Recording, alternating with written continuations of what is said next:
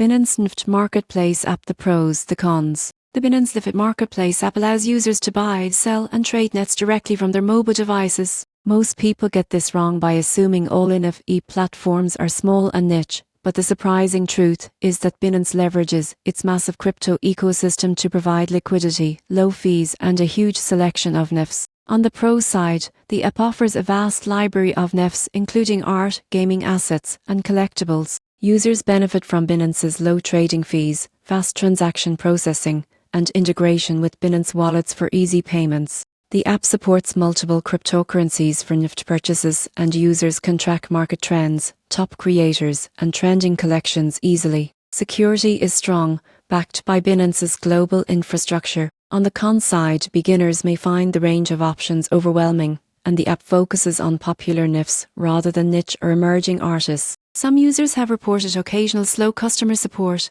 and high demand drops can be competitive, making it hard to grab certain NFTs. In conclusion, the Binance NFT Marketplace app is ideal for users seeking a large, liquid NFT platform with low fees and fast transactions. While it may feel crowded for newcomers and lacks ultra-niche collections, the security, convenience, and access to the broader Binance ecosystem make it one of the most reliable options for NFT trading today.